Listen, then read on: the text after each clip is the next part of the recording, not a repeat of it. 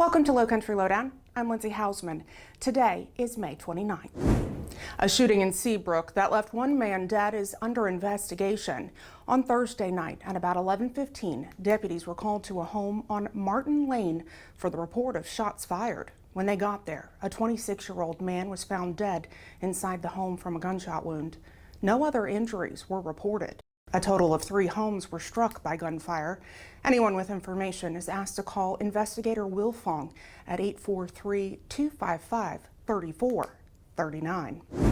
On Friday night at about 11:30, deputies responded to a shots fired call on Kennedy Circle in Burton. A home there had been shot at several times. Thankfully, no one inside was hurt. Anyone with information is asked to call Investigator Patron. Her number is 843-255-3440. On Hilton Head Island's south end, an armed robbery investigation is underway.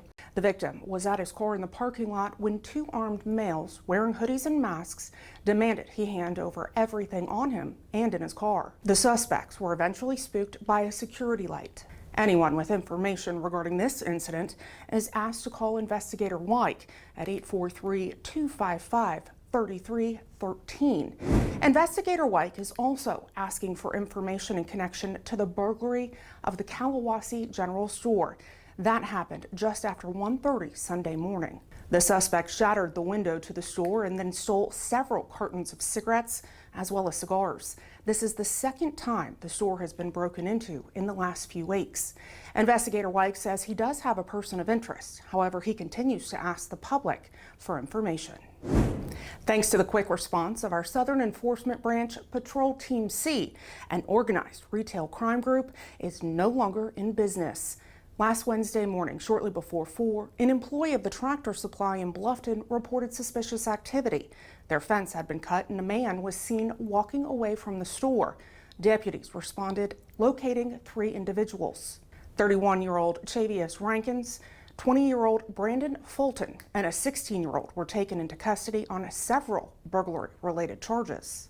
Now, those suspects are linked to similar cases in the Midlands, Columbia County, Georgia, and in Fayetteville, North Carolina. They have been targeting stores like Home Depot, Lowe's, and Tractor Supply, taking off with lawnmowers, trailers, and other equipment.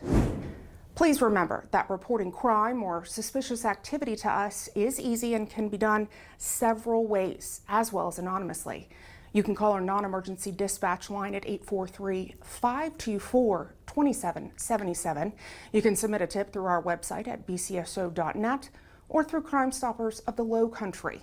You can call them at 843-554-1111, submit a tip online at 554-1111.com, or through the P3 Tips app that you can download onto your mobile device.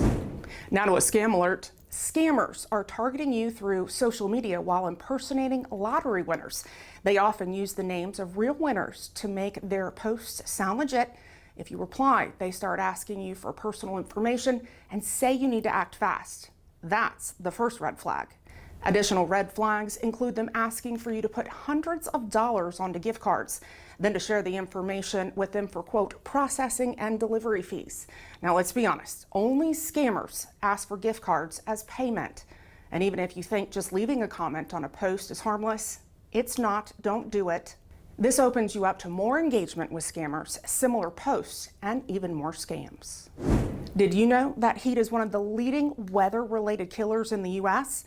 The CDC says heat leads to more than 1,000 deaths each year.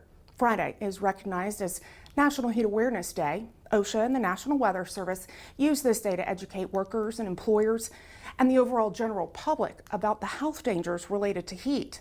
And with our temperatures quickly warming up, here are a few ways to protect yourself when the mercury spikes. You want to stay hydrated. Drinking enough water and fluids cannot be stressed enough. Wear loose-fitting and lightweight clothing made from breathable fabrics such as cotton. Make sure to use sunscreen. Avoid the outdoors during the sun's peak hours and limit intense workouts to the early morning or evening hours. The midday heat is a time to take it easy. The 2024 Atlantic hurricane season starts on Saturday. NOAA has also updated its forecasts, and it's not one to be excited about.